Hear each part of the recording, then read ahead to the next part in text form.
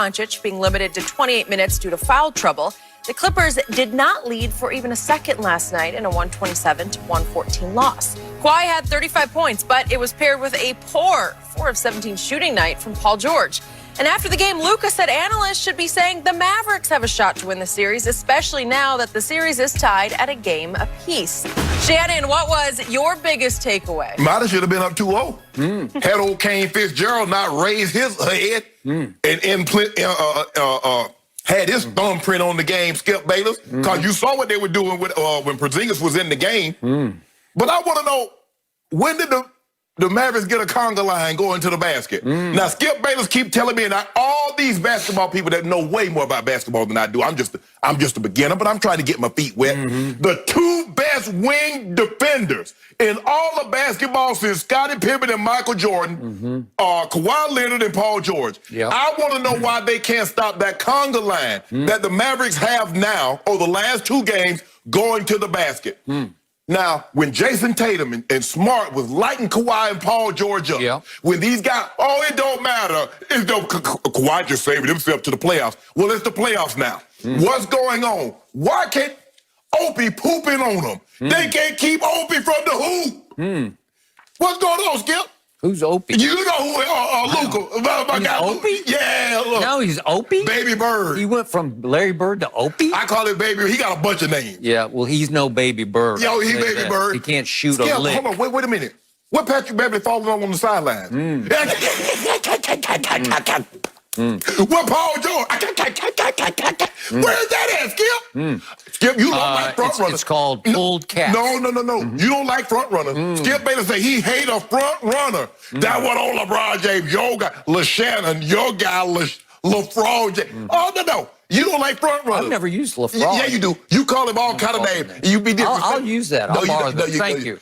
You gonna call him the champion? Yeah. After this year. That's what you gonna call him. Phony goat. Whatever you want to call it. Yeah. Skip. For whatever reason, the Clippers haven't been able to solve what the Mavericks are doing. The Mavericks are operating at a higher clip now than they did in the regular season, and you mentioned this. They had a historic clip offensively.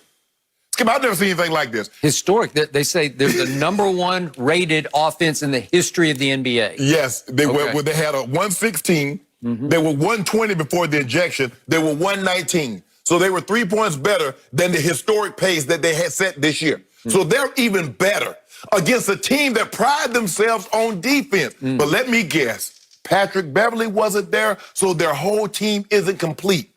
Right? Is that the excuse you're going to use? Because is it my turn? No, it's not your turn just yet. I did have me a good old time.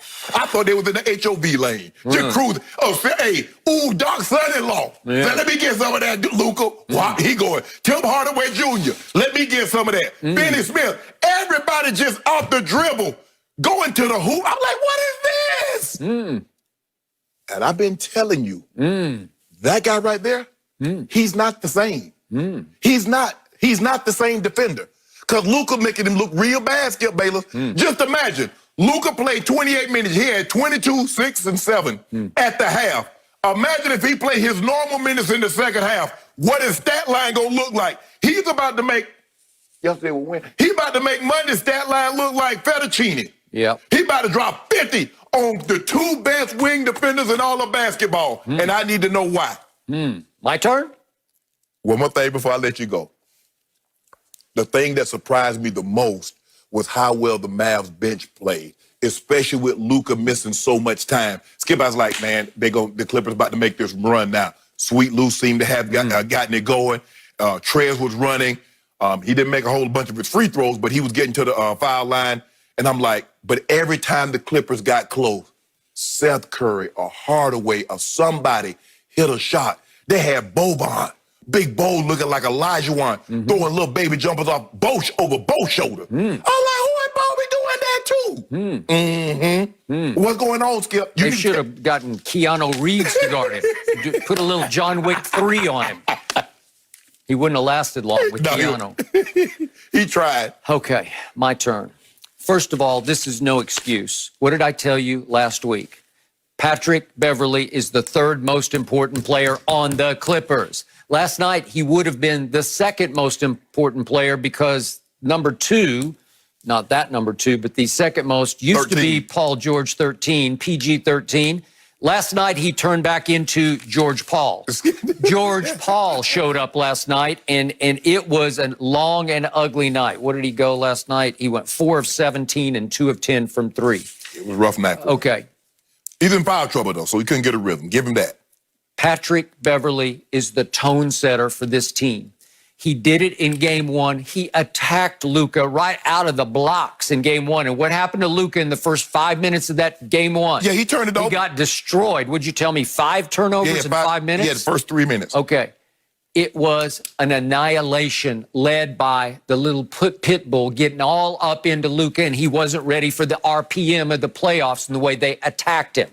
The primary defender on Luka has been Marcus Morris, not that guy, maybe more and more. When Luka came back in at the 4:24 mark at the end of the game, he took him and did a nice job on him late, because I think they are saving him for the crucial moments. He will take him when it really matters, and he will cause him more problems than Marcus Morris. Why they don't decide to trap and try to get the ball out of Luka's hands, I don't know. They're too proud because they think they're too great on defense, so we don't stoop to double somebody. You noticed that too? Yeah. I mean, the game was seemingly getting out of hand, 18 points, and Doc don't call a timeout like he coaching the dream team. Oh, them guys will figure it out. Okay. Okay, it looked good. Okay. They fell behind 15-2 out of the chute. Right. The other night, they went up 18-2 to start the game. So this was the flip side. Right. This is, we're too cool for this school. We're just not going to show up tonight. We'll just kind of roll the ball out there, and the Mavericks will say, you guys are too good. You're stifling on defense. We can't handle it. You're too physical. You're too tough-minded. We give up. Right. They didn't give up. They took a 15-2 lead, and they basically never relinquished. Well, you remember, and then the Clippers, Skip, they went on their run, and then the Mavs went on another run. Okay. When did the Mavs really go on their run? Here's the shame of last night. Luka left the game at 6:03 of the third quarter. And this wasn't just foul trouble. He was just going to rest. But he kept resting, and they kept scoring. And it was a 3-point game when he went out. And all of a sudden, the Mavericks go crazy, led by not Seth Curry, Seth Curry, not Steph. Yeah, but all of a sudden, Seth started looking like Steph last night, like his big brother. Yep. He started making shot after shot. Could we see that one Seth Curry shot? This was near the end of the game. This was like the ultimate dagger. But this is a step back that's just nasty. It's just like, okay, that's too good. Like, you're into it. Look at this. Whoops, behind the back, and They take that, big brother. Guess who? Take that, big that brother. was on that guy. And when he made that shot, I said, okay, that's the end of that deal, because that's just too good. Okay. The backups led the charge with old Luka just sitting over there grinning on the bench. Exactly. Resting and grinning and resting and grinning. So he stays out of the game from 6:03 the third all the way down to 4:26 remaining in the game. So he stays out more than a quarter. Yes. And they are killing the Clippers through the whole run. Boban, to your point, everybody is making shots, just making shots right and left. If you look at the bench scoring for this team, it's absurd. They get Trey Burke goes 7 of 11, Seth goes 6 of 9, Boban goes 6 of 8. Well, that's just destruction.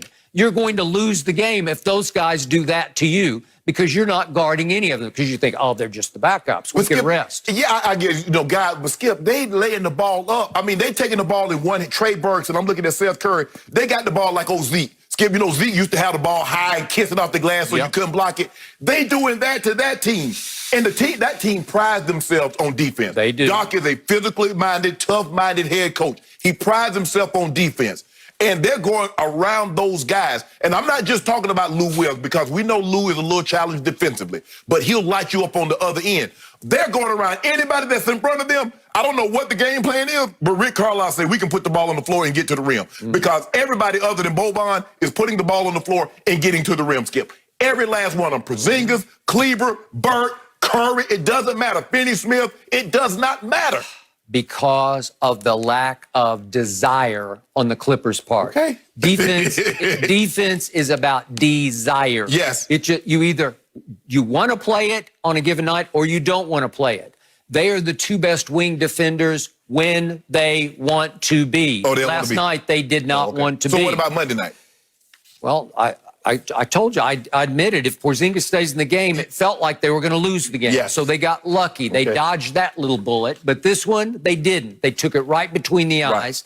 And all I know is that they're fortunate they don't have to now fly to Dallas to play in American Airlines Arena, because that would be a battle. Right. That would be Friday night in Dallas. Right. It would be crazy in there, and it would be a hard game to win. Well, at least you get to go back to the bubble, even though the crowd noise is going to favor the Mavericks.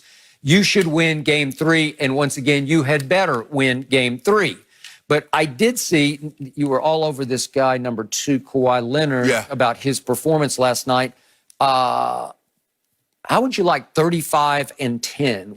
Is that okay? 35 points, 10 rebounds. How would you like 13 of 14 from the free throw line? 41 Is that minutes. any good? 41 minutes. Is that any good? Yeah, you know what? It's 35 and 10. I'd take that. You know what, Skip? It's funny that you brought him up. I brought a little track. Hey, DJ, drop that track for me. Let me show you what Kawhi did. This your guy right here. In crunch time.